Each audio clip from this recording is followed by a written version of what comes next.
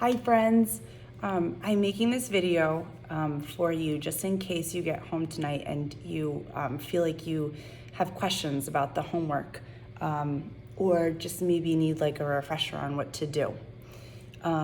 Or if your parents are trying to help you and they don't really know what to do, this should help them too.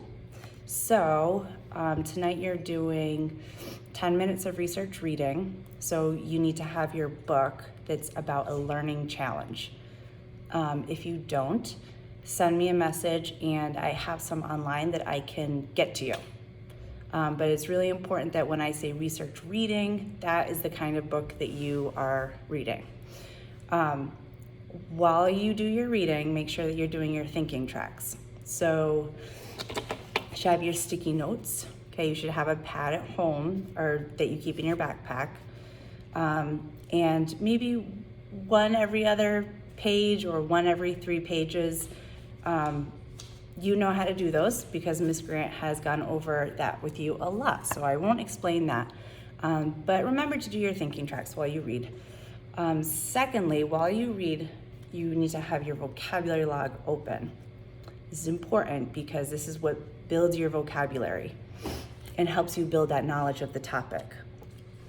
So remember you have your academic vocabulary in the front. This is vocabulary that you could use no matter what topic you're talking about. So whether you were talking about animals or geography or like medical vocabulary, any kind of vocabulary used in an educational setting will go under academic. For example, infer, we put the word constructed in there the other day. So those are examples of academic vocabulary. Then in the back, you have your topical vocabulary. Okay, so these are words that are specific to overcoming learning challenges. We actually don't have any in topical vocabulary so far. We've been doing a lot of work with the academic. So if you don't have any in the topical, don't worry, that's just where we're at right now. When you're reading, if you come to a word that you are not familiar with, that you could not tell somebody else the meaning of. Box 111, please, or box 111. This is right after school, obviously. So what you have to do is you have to try and figure out what the word means. So there's a couple ways you can do this. You can look at the words around the word. And box 5 students, please. You can break up the word using your affix list. I'm using Melina's. Thank you, Melina, because you're not here today, so I thought I'd use yours. So breaking up the word into the prefix, the root, suffix, okay? Just like we've practiced in class. That's a great way to figure out the meaning of a word. If you run out of time or if that strategy does not work for you, I uploaded an online dictionary that's great. Awesome resource for vocabulary. It's right on Google Classroom. So if you go under helpful links, you'll see online dictionary, click on that, type the word in, you'll get your definition. Okay, so remember, the first thing that you do is you write down the word and how it's pronounced. Make sure you spell it correctly because if it's given to you, then you should definitely make sure you spell it correctly so you're practicing it the right way. Then you go over to this box and you write the definition. You want to write a simple definition. So like there might be more than one when you look it up, but find the one that's simple and the one that makes sense in the sentence that you're reading in your book. Excuse me. When you're done with the definition, you're going to go over to the translation box. If you want to, I know a couple of you might be interested in doing that. Look up the Spanish word. And then finally, you're going to draw a picture of whatever pops into your mind when you hear that word. All right? And remember, everybody's pictures are going to look different because we're all going to visualize those words differently. So And that's what you do for each word. I would say if you're going to be reading for 10 minutes, you will come up with maybe anywhere between 3 to 5 words, maybe more. But don't spend too much time on it. You just want to get into the habit of reading, having your vocabulary log out, recording those words that you come across. And that's how you really build that vocabulary. So that's reading. So once you finish reading, then you're gonna open up your reading journal, okay? Oh, this one has a lot of notes on the back. Yours doesn't have that. But you are going to then start your journal entry. Today you brought home this sheet of the homework packet so that you would have the most important information from that packet with you all the time when you do your homework.